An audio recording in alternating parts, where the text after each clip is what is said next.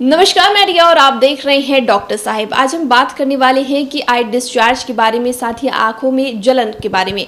तो इस विषय में हमारे साथ जानकारी देने के लिए मौजूद है डॉक्टर निम्मी रानी। डॉक्टर साहिबा बिहार की जानी मानी आई स्पेशलिस्ट है। तो डॉक्टर साहिब, बहुत बहुत स्वागत है आपको हमारे चैनल में। अपने श्रोताओं को हमारा प्रणाम। कई बार लोग ये शिकायत करते हैं कि आंखों में जलन की समस्या उन्हें ज़्यादा रहती है या फिर आंखों से पानी भी बहता है। तो इसमें क्या लक्षण हो सकती है, क्या कारण हो सकते हैं इसके लक्षणों के साथ? आज मॉडर्न युग की देन है कि वातावरण में प्रदूषण अपने चरम पर है। इस प्रदूषण का बहुत ज़्यादा असर हम देख रहे हैं अपने ओपीडी पेशेंट्स में। अधिकतर पेशेंट एलर्जी के लक्षण लेकर आते हैं, और एलर्जी जब भी आंखों में होगी, आई एलर्जी, इसके सिम्टम्स, लक्षण यही होते हैं। लगातार आंखों से पानी आना, आंखों में लालिमा बना रहना, आंखों की पलकों में बहुत तीव्र खुजली का एहसास होना। इसके अलावा आँख के आसपास की जो स्किन है, जो चमड़ी है, उसमें कालापन आ जाना, जो हम लोग आई को की ब्लैकनिंग की बात करते हैं आँख के चारों तरफ। इसके अलावा रह रह के आँख से एक चिपचिपा पदार्थ निकलना, आँखों से लगातार पानी का बहना, ये सब आँखों की एलर्जी के लक्षण होते हैं। और इसमें प्रदूषण एक बहुत अहम रोल प्ले कर रहा है। साथ में डिजिटल डिवाइसेस का इस्तेमाल इसकी एक बहुत अहम वजह है। और इसके अलावा अन्य बीमारियां जो कि ऑलमोस्ट महामारी का रूप ले चुकी हैं, जैसे डायबिटीज़, थायराइड, जिन भी पेशेंट्स को ये सब बीमारियां हैं, उनकी आंखों में भी आंखों की एलर्जी बहुत कॉमनली देखी जाती है। तो आंख की एलर्जी एक प्रमुख वजह है आंख से पानी आना।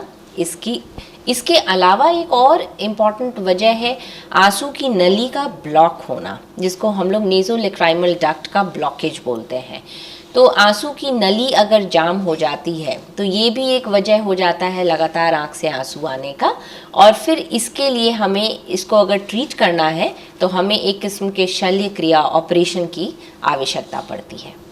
बहुत बार देखा जाता है कि दवाइयाँ चलती है, तो नॉर्मल अगर देख लिया जाए कि अगर किसी की आंख से पानी आ रहा है तो उसमें नॉर्मली भी बहुत से लोग होते हैं कि बिना डॉक्टर की सलाह के आजकल दवाइयाँ मेडिकल स्टोर से ले लेते हैं। तो उनमें क्या वो गलती कर रहे हैं? ओवर द काउंटर मेडिकेशंस आँखों के लिए हम सारे डॉक्टर्स बहुत से प्लेटफॉर्म्स और माध्यम पे कई बार पब्लिक को बता चुके हैं कि ये बिल्कुल गलत होता है। ओवर द काउंटर मेडिकेशंस का इस्तेमाल नहीं करना चाहिए, क्योंकि आँखों की एलर्जी सुनते ही दवा दुकान में अक्सर लोगों को स्टेरॉइड्स पकड़ा दिया जाता है, और स्टेरॉइड्स के बहुत ही घातक परिणाम हो सकते हैं। स्टेरॉइड्स की वजह से आंखों में कैटरैक्ट हो सकता है, ग्लॉकोमा हो सकता है, और भी अन्य समस्याएं हो सकती हैं।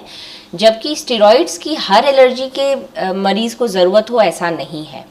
इसके अलावा बहुत से माइल्ड किस्म के एंटी एलर्जिक अच्छी दवाइयाँ मार्केट में अवेलेबल हैं, पहले उनका सेवन होना चाहिए। और भी अन्य उपाय हैं, पहले वो करने चाहिए।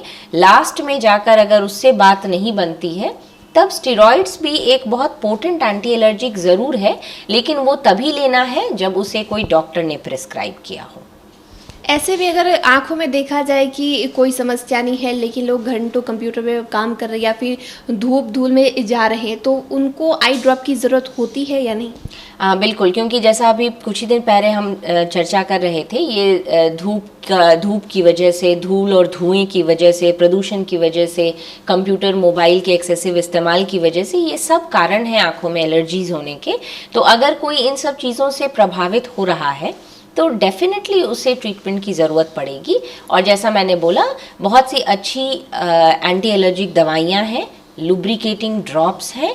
और इसके अलावा एक और छोटी सी चीज़ है जिसको कि हम बोलते हैं सन ग्लास का इस्तेमाल। बाहर जब भी निकलें तो सन ग्लास अब मात्र एक फैशन की चीज़ नहीं रह गया है। सन ग्लास अब एक्चुअल में एक आवश्यकता है। बाहर में जो सूरज की रोशनी है, ओजोन लेयर के डिप्लीशन के बाद, ये थोड़ी सी अब नुकसानदायक है आँखों के लिए ख़ास तौर पे। तो इस अवस्था में या बाहर के प्रदूषण से भी आँखों को बचाने के लिए हम डॉक्टर्स अब यही सलाह देते हैं कि नेकेड आइज से बाहर मत जाइए। कोई सा भी एक फोटोक्रोमिक ग्लास या सन ग्लास आँखों के सामने ज़रूर होना चाहिए। अगर जैसे कि आजकल लोग हैं और इलाज करवा रहे हैं, तो इस दौरान उनको क्या चीज़ों का ध्यान रखना चाहिए? जैसा मैंने बोला, एलर्जी अगर है तो उसका जो पॉजिटिव फैक्टर है, चाहे वो धूल हो, धूप हो, धुआं हो, अगर डिजिटल डिवाइसेस का इस्तेमाल अत्यधिक कर रहे हैं तो उसको थोड़ा कट शॉर्ट करना है। कहने का मतलब किसी भी एलर्जी का जो रोकथाम है वो प्रिवेंशन पे निर्भर करता है। जो भी पॉजिटिव फैक्टर है उससे थोड़ा खुद को बचाना होगा। फ्रीक्वेंटली बहुत हल्के ढंग से आंखों को धोने की आदत डालनी होगी। बाहर जब भी निकलें तो सनग्लास का इस्तेमाल करना होगा।